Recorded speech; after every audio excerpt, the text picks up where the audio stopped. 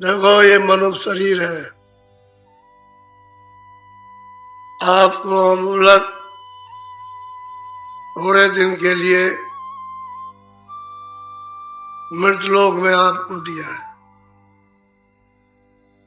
उसने देते वक्त में आदेश दिया कि तुम भजन करना, मैं तुमको उत्तम अमूलक मकान देता हूं और दरवाजे पर बैठाता हूं। जहां से ये सूरत आई है वहां पहुंचा दे। तो आपने प्रतिज्ञा की है कि हम आपकी भजन करें। तो आपको वो अपना कौल प्रतिज्ञा आपको याद रखनी चाहिए और जीवात्मा को छुड़ाने के लिए उस मालिक का भजन जरूर। ये मकान किराए का, आपका मकान नहीं है। उसने साफ सुथरा आपको दिया और कहा है कि मेरे मकान को आप गंदा मत करना, जो भी करना अच्छा करना, और तुम अपनी जीवात्मा को जगा के मालिक के पास पहुंचा दो। तो आपने उसके वादे को तो भुला लिया और आप कर्म करने लगे, तो मकान आपने उसका गंदा कर दिया, मैल से भर दिया, कूड़े कचरे से, और बदबू और दुर्गंध आ रही है। तो वो आने ही वाला है।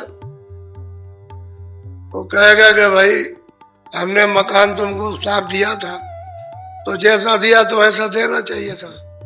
तुमको मेरे मकान में अपना काम करना था, तो अपना काम कर लीजिए। तो अपना काम किया नहीं, मेरे मकान को गंदा कर दिया, फिर वो ठुकाई करेगा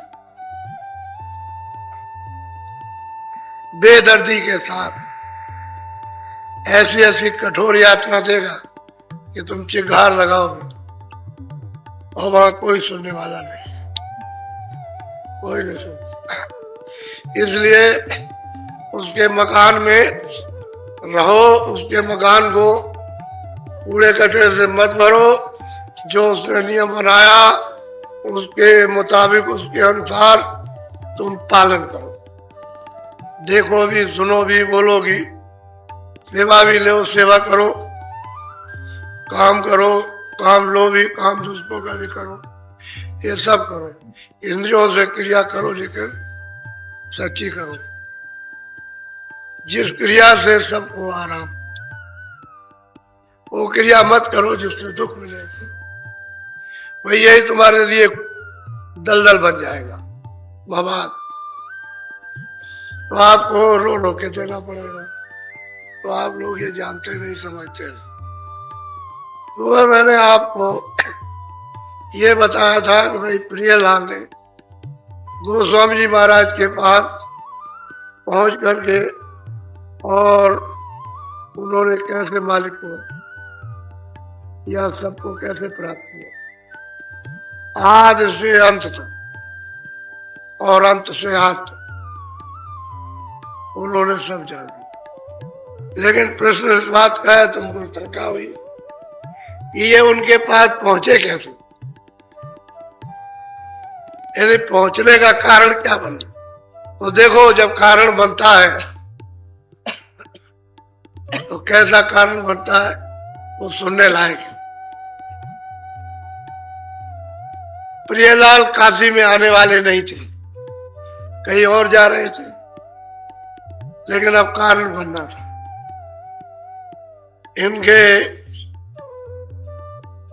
चेले ने प्रार्थना की होगी, क्या गुरु महाराज हमारे घर पर पधारिए। ये पढ़े लिखे थे और सबके गुरु थे, तो बाइज्जत सम्मान के साथ याचना की। तो मतलब यह कि विचार करते रहे, तो वो अपना वो कार्यक्रम तो बंद कर दिया और सोचने लगे चलो काशी चले। तो काशी तो जरा सा थोड़ा इनका जरा सुन लीजिए कि बहाना कैसे बना। गोस्वामी जी महाराज के पास में ये कैसे गए और क्या कारण बन गया, ये जरा सुनने लायक है। बोलो जैसे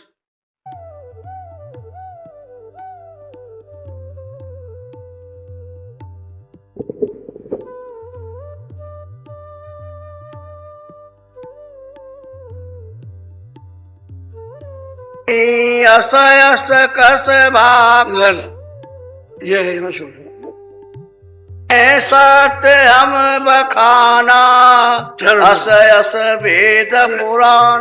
चारों धाम गए, सब कुछ कहा, लेकिन हमको कुछ नहीं मिला। फिर उन्होंने अपना वक्त मिला, ये कुछ नहीं हुआ। तो भाई इतना जन्म तुम्हारा, इतना समय चला गया तो किस लिए गया? मालिक तो तुम्हारे पास है। तुम कभी उस घाट पर बैठ करके तुमने कभी ये प्रार्थना की कि ये मालिक दर्शन दो? कुछ नहीं बाकी। जब देख लिया कि बिल्कुल दीन हो गए तो कहा आप सत्संग सुन लो और रास्ता तो अब बता ही देंगे। तो 4 दिन 10 दिन 15 दिन सुना और सुनने के बाद बस रोते रहे, रोना शुरू कर दिया। बैठ के कभी उधर बैठ गए रो रहे, तो कभी उधर बैठ गए, कभी उधर बैठ गए, कभी सोच गए तो वहां रोने लगे जाकर के। कभी कुछ अच्छा ना लगे उनको, तब देखा कि अब ठीक हूं। तो गोस्वामी जी महाराज ने फिर उस पर कहा देखो ये धर्माचार्य है, और यहाँ बैठ करके घाट पर बैठ करके मन और बुद्धि और चित्त और वही सूरत को रोक कर थाम करके और चलो अंदर की तरफ में रास्ता दिखाई देगा। तो बैठ के साधन करने लगे, साधन करे रोए, साधन करे रोए। इसी तरह से ये सब सफाई हो गई। तब कूड़ा कचरा साफ हो गया और आँख खुल गई, तो दिखाई दे रहा। ये बात है विरह, इसमें विरह ही सब काम कर लेती है। बस 100 दवाओं की, 100 यत्न की, 100 ज्ञान की, 100 ध्यान की, 100 पढ़ने लिखने की, एक विरह वो ला करके दरवाजे में पड़क देती है। दरवाजा मिलना चाहिए, विरह ही काम करती है। अब मीरा कोई बुरे हो गए तो एक दफे राजा रैदास जी रास्ता बता करके उसके बगीचे में, अरे राजा के मैं बगीचे में वो आई दर्शन करने, उसको रास्ता बता दिया। एक ही दिन की बात, और लग गई उसको लो तो रोती रहे, मतलब ये और जो बताया था साधन करती है, रोती रहे साधन करती, आँख खुल गई। वो तो बात ये है कि मेरा सब काम करती है, वो सब करने के बाद अब ये भी रोते रहे तो रास्ता बता। तो मैंने पहले इनका सुना है कि इन्होंने कैसे प्राप्त किया। सही बात तो ये थी, ये सबके गुरु थे। अब यह है कि चेले तो चेले थे, चेले क्यों भागे भाई? चेले क्या समझ के भागे? कहले गुरु नास्तिक, गुरु ढोंगी है। तो ये समझकर, नास्तिक समझकर चेले ज्ञानी हो गए। गुरु ज्ञानी रहा, चेले ज्ञानी हो गए। वो समझ गए।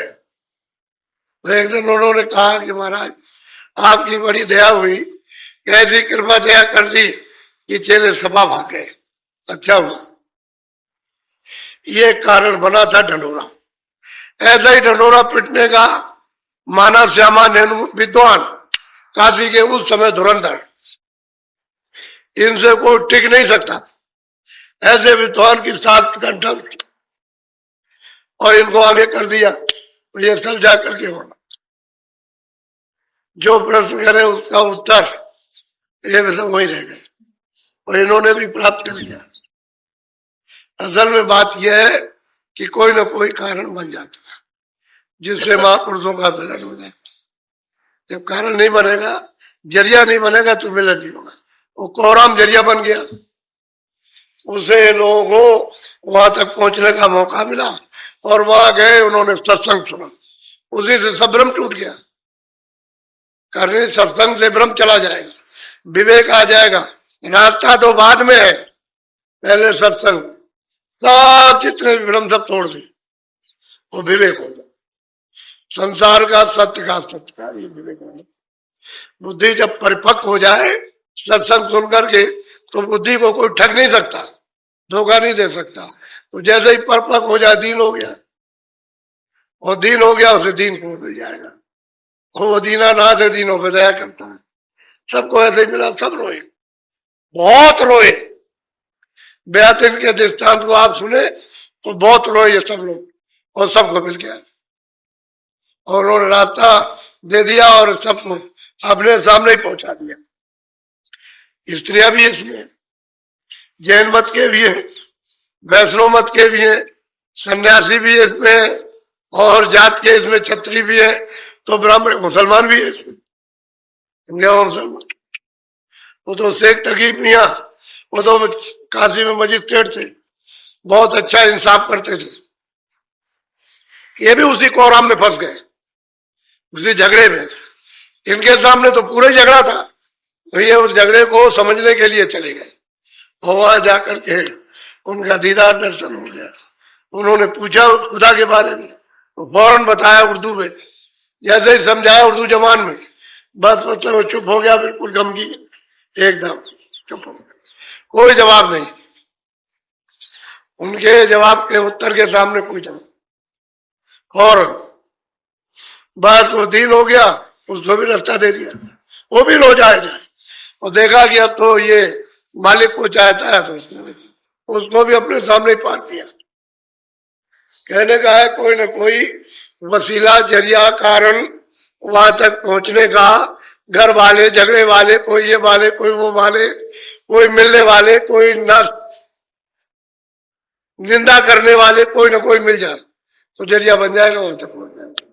ये होता है, कारण जरूर बनता है, बगैर कारण। और वो जो बहुत ऊंचे दर्जे के संस्कारी होते हैं, सीधे ही मिल जाते हैं, सीधे ही मिल लेते हैं, क्या हो जाए ऐसे मिल जाए। बोलो कुछ तो बोलो, कुछ बोल दो।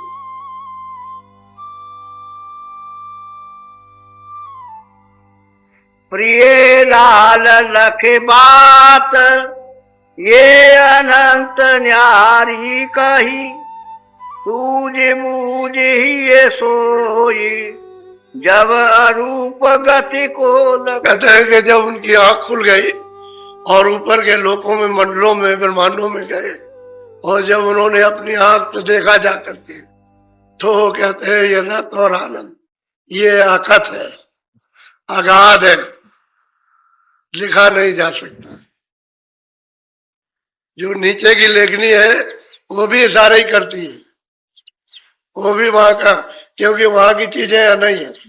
ये जरूर है कि छाया है यहाँ, तो वो भी छाया की छाया, छाया के ऊपर से छाया पड़ी, उसकी छाया, फिर उसकी छाया, उसकी छाया, उसकी छाया, तो ये छाया है। कितने भागों में बढ़ गई छाया। ये चांद, सूरज, सितारे जो दिखाई देते हैं ये असली नहीं, इनकी छाया पर्दे पर, पर्दे की छाया इधर इस पर्दे पर, उसकी छाया उस पर, यानी उसका प्रतिबिंब उस पर, और उसका प्रतिबिंब उस पर, और वो ये प्रतिबिंब, ये प्रतिबिंब है, ये असली सूरज नहीं। असली सूरज के मंडल तो ऊपर है, तारागणों के मंडल ऊपर, चांद के मंडल ऊपर है, ऊपर बहुत कुछ है, लेकिन वो छाया है। ये मसाला बस छाया का है, अंत में छाया हो जाए, क्या हो जाए, गायब हो जाए। छाया दिखाई देती है दिन में, ये टंकी है वो छाया, ये मकान बना उसकी छाया, ये मंदिर है उसकी छाया, जब रात हो जाएगी तो गायब। ये सब छाया, जितना भी मसाला बना, जो आकार में, चित्रकारी में, सुंदरता में, कारीगरी में जो कुछ भी दिखाई देता है ढांचे में, ये सब छाया, अंत में सब ये भी छाया। जिसमें ये तुरंत बैठी है वो भी छाया। तभी तो रोते मेरा बच्चा, अरे भाई तुम्हारा बच्चा कहाँ है, वो तो तुमने छाया पकड़ी है। जो बच्चा था उसको तो आपने परख नहीं पाया, वो तो निकाल दिया गया। ये बच्चा थोड़ी है, ये तो छाया है। अब इसको पकड़ के रो या इसको मतलब है जो कुछ, अंत में तो ये है कि चले जाओ, इसको गाड़ जाओ, या इसको जला दो, या इसको मतलब है कि पानी बहा दो। छाया किसी के लिए होती है, इसी धोखे में आप फंस लो। तो बिना सत्संग के विवेक नहीं होगा, इतना आप मत कहो। सत्संग मिलेगा तो विवेक होगा। और सत्संग से ही सबने पाया, बिना सत्संग के किसी को नहीं मिला।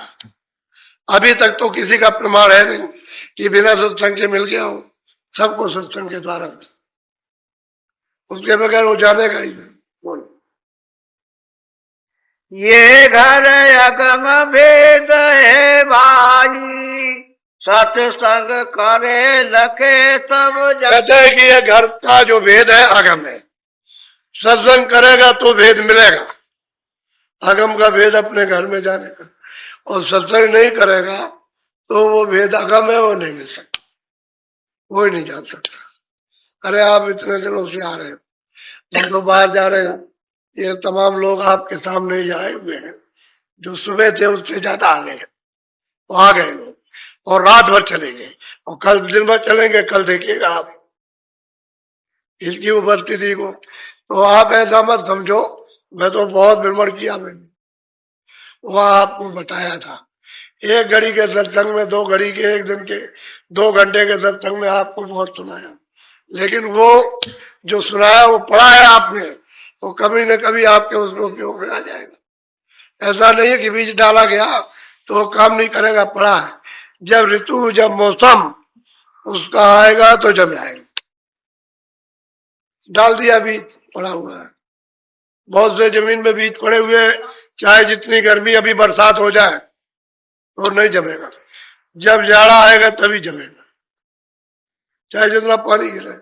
बाद जाड़ा लगा, चाहे पानी बरसे न बरसे, वो भी जम आएगा। तो महात्माओं का डाला हुआ बीज वो नाप, वो नहीं नाप सकते। वो जब मौसम आएगा, उसकी जब बाहर आएगी तो और जमेगा, कल्ला दे जाएगा, तब काम होगा। ये तो ये इतने दूर दूर से आए, तो ऐसा नहीं है कि मैं कहीं गया नहीं, मैंने दौड़ा करके बहुत मेहनत। अब तो मेरी उम्र बहुत हो गई, वैसे अभी मैं मेहनत करता हूँ, कम थोड़ी मेहनत करता हूँ, बहुत करता। तो सत्संग से आपको जो कुछ भी जानकारी और परिचय जो कुछ मिला, सत्संग, सत्संग नहीं मिलता तो कुछ नहीं होता। और जो कुछ भी आपने अंदर जो चलने का जाना, जो देखा और सुना, वो सत्संग से ही आपने पाया, वैसे नहीं पाया। वैसे तो क्रिया तो आप पहले भी करते थे, लेकिन मालूम नहीं था कि दरवाजा कहाँ है और कैसे आँख खुलेगी, कैसे कान खुलेंगे, किधर से आवाज आती है, किधर से देखा जाएगा, आपको पता ही नहीं था। सत्संग से और वो प्रियलाल कहते हैं कि भाई बिना हमको भी जो मिला उस सत्संग से, हम अगर उनके पास जाते नहीं, उनके वचन को नहीं सुनते रोज रोज रोज रोज, तो हमको भी कुछ पता नहीं चलता, हमको भी सत्संग ही चलता। क्योंकि अगम घर का भेद है सत्संग से, और सत्संग बगैर महात्मा खुश नहीं होते, क्योंकि सत्संग सुनोगे विवेक आ जाएगा, आपके अंदर गुण आएंगे, तब वो तुम्हारे ऊपर रीच जाएंगे, तब रास्ता देते। ऐसे बोलो। ये अगाध की बात है अनुपा, बूझे संत मिले कोई। कहते हैं कि भाई ये अगाध की बात है, कोई संत मिल जाएंगे और कोई जिज्ञासु मिलेगा, तब तो वो काम बन जाए। जिज्ञासा होना चाहिए, उस चीज को चाहने वाला कि हम भी प्रभु को प्राप्त करना चाहते हैं, बताने वाले महापुरुष मिल जाए, तब तो अगम का भेद घर जाने का आपको मिलेगा।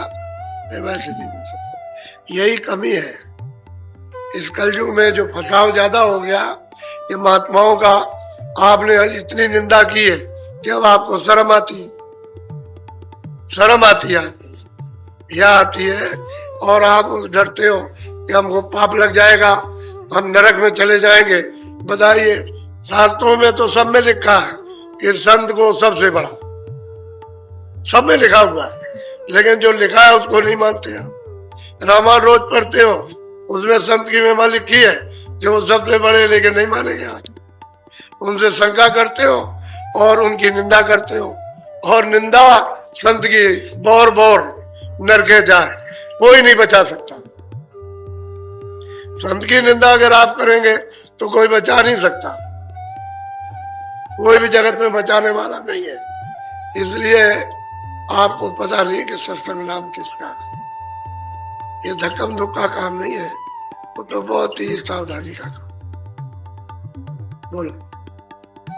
अगम पंथ सतगुरु से पावे, सतगुरु मिले तो राह बता। हम कहते हैं अगम का रास्ता पंथ, पंथ कहते हैं रास्ते को। अगर सतगुरु मिलेगा तो अगम का रास्ता मिलेगा, अगम का पंथ मिलेगा, और सतगुरु नहीं मिलेगा तो नहीं मिलेगा। अब वो ये कहने लगे, कहाँ बेचारे क्या कर रहे थे, वो तो चेले चपाटों का तो मामला गया।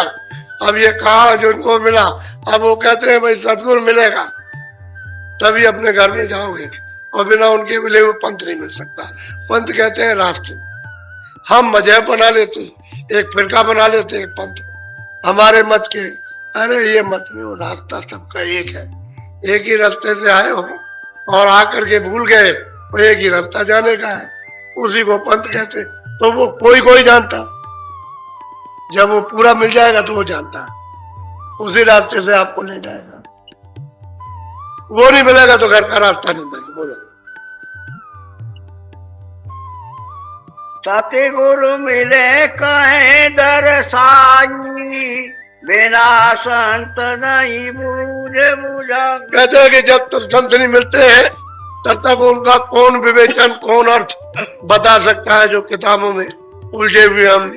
वो मिलेंगे तभी तो बताएंगे कि तुम कहाँ कहाँ फंसे हुए हो, क्या क्या कर रहे हो। ये जो कर रहे हो ये तुम्हारा काम नहीं है, ये सब क्रिया तुम्हारी व्यर्थ चली जाए। इसका छोटा मोटा शुभ कर्म का फल जब आप प्राप्त कर सकते हो, कोई बुरा ना करो। और तुमने जो बुरा किया तो वो जो जरा भी करते हो तो सब उसमें बुराई में सब नाश हो जाएगा, वही फिर काला हो जाएगा। जब कालमा जमेगी तो पुण्य जो है उसमें नष्ट हो जाएगा, फिर पुण्य का चला जाता है। तो कहते हैं जब सतगुरु मिल जाए, संत पूरे मिल जाए, तभी मतलब यह है कि उसे बताएंगे और वो सब दर्शा देंगे। जहाँ जो चीज लिखी हुई है वो सब बताएंगे, जहाँ जहाँ फंसे हुए, और कहेंगे भाई तो आगे जाने का रास्ता है, घर में ये घर नहीं है तुम्हारा। तब तक नहीं मिलेगा, संत नहीं मिलेंगे तो कोई कुछ बोलो। वेद भेद बिन विधि नाई जाने, बामन पंडित एक न। अभी प्रियालाल कहते हैं कि भाई वेद में जो भेद, वो अगम का भेद वेद नहीं जानते, उसे नहीं मालूम है।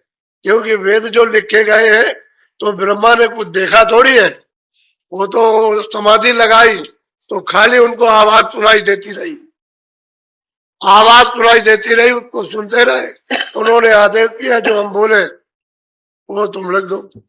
आद्या महाशक्ति से कहा कि तुम इनको इधर आने मत देना, वही हम इनको बाणी सुनाते हैं, और हमने इनको आदेश दिया तो बाणी लिख लो। तो जो जो बोलते गए लिखते चले गए। वही 4 वेद है, 1 लाख श्लोक है बस, और 4 खंड है। 80,000 उपासना, 16,000, 80,000 कर्म कांड, 16,000 उपासना कांड और 4,000 ज्ञान कांड। 1 लाख श्लोक है कोई। वो उन्होंने ब्रह्मा ने तो देखा नहीं, यानी उन्होंने तो निरंजन भगवान को भी नहीं देखा, उनकी आवाज को सुना, तो जो बाणी आई उसको लिख दी। लेकिन उसमें ये लिखा हुआ कि हमको ऊपर की आवाज सुनाई दी, इसके अतिरिक्त, इसके अलावा। तो उन्होंने कहा नहीं, ना ये थी ना तो अभी इतना खत्म नहीं है, और कुछ है लेकिन हमने उसको देखा नहीं है। लेकिन हमको ये आवाज हुआ कि ऊपर से कोई आवाज आ रही है, और कुछ है, ये तो उसमें लिखा हुआ है। और बाकी कहते हैं वो भी नहीं जानता अपने घर का भेद। अरे भाई ये भी तो वहीं से आए, हाँ उस घर से ये भी तो आए जो बैठे हुए, जिन्होंने वेद बाणी उच्चारण की, ब्रह्मा से लिखवाया, ये भी तो वही घर से आए जहां से आप आए, वहां से वो भी आए। ऐसा नहीं क्यों नहीं। असल में बात यह है कि उनको तो देश निकाला कर दिया, तुम जाओ तपस्या करो और तपस्या से फल प्राप्त करो। तो उनको भी फल दे दिया। जब तपस्या कर ली, खुश हो गए, तो ये सब मसाला उन्होंने मांगा कि राजपाट हमको दे दीजिए कुछ, तो उन्होंने थोड़ा सा दे दिया बूंद भर, तो सुरतों को जरा सा दे दिया, थोड़ा सा भंडार दे दिया, उनका जाओ ले। तो साथ गंदगी उतार की। इनसे कहा था, इन सुरतों से जो मनुष्य शरीर में ये जब शुरू शुरू में आई कि भाई देखो तुम फंसना नहीं, ये फंसाएंगे, तुम नाम को छोड़ना नहीं, पकड़े रहना, और तुम मसाला छोड़ देना और वापस लौटे। समझ दो मत आए, मसाले के साथ मसाला तो छोड़ा, लेकिन ये बैठे रह गए, फिर मसाले में बैठे। अब ये मसाला ही है, ये जड़ मसाला ही है, ये लिंग मसाला, सूक्ष्म मसाला, कारण मसाला, इसमें फंस गए। मसाला कहते हैं देही, पर्दा। अब ये पर्दा है, खोल है, भाई इसमें फंस गए। फिर सोचते हैं नाम को छोड़ चुके, बस भूल गए रास्ता। अब ये नहीं मालूम कि ये डोरी किधर से कहाँ है, कैसे मिलेगी और कैसे हम आए, उसको भूल गए। तो जब तक राह जानने वाला नहीं मिलेगा तो डोरी कैसे पकड़ाएगा, और बिना डोरी पहले आप चढ़ोगे नहीं। तो आपके पास ही डोरी है, आपके सामने ही लटक रही है, लेकिन बीच में ये सब ये तमाम भंडार कूड़े का लदा हुआ पहाड़ों की तरह। इसकी वजह से डोरी नहीं पकड़ सकते हो, क्योंकि डोरी में तो प्रकाश है, आवाज है, शक्ति है, उसमें अमृत है, सब कुछ उसके अंदर में है, और वो इस तरह से लटक के गुंजारमान कर रही है ऐसे। और वो महात्मा इसको पकड़ा देते हैं, क्योंकि ये उसी का, ये सूरत जो बैठी हुई है उसी का, इसी डोरी का तत्व है, जल रहा है। तो ये मिलना चाहता है, लेकिन काई पर्दा नहीं मिलने देता। अब महापुरुष उसको साफ करते, तो ये सटाक से चुंबक की तरह खींच लेते, ऐसे पकड़ लेते, फिर जरूरत को नहीं छोड़ती। यही आदेश दे के भेजा था इसको छोड़ना नहीं, तो आपने छोड़ दिया, क्योंकि सब सुख मिल गए ना, आप सब आराम मिल गए, तो उसी में आप भूल गए, धीरे धीरे इसमें फंस गए। ये बात, फिर उसने विधान बना दिया, विधान बनाया कि देखो हमारे देश में ये पाप ये पुण्य, और तुमको हमने आजादी दे दी, तुम जैसा चाहो ऐसा करो, लेकिन जो करो सो अपना अपना भोगो।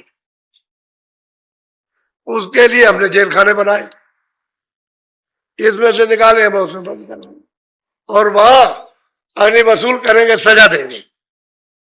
जब कोई नहीं दे सकता तो जेल ही तो होती है कि भाई इसके ऊपर में इतना कर्जा हो गया, नहीं दे सकता तो 5 साल 10 साल 2 साल 4 साल सजा देगा, चलो उसका भुगतान हो जाएगा। और क्या होता है, वो सजा ही है।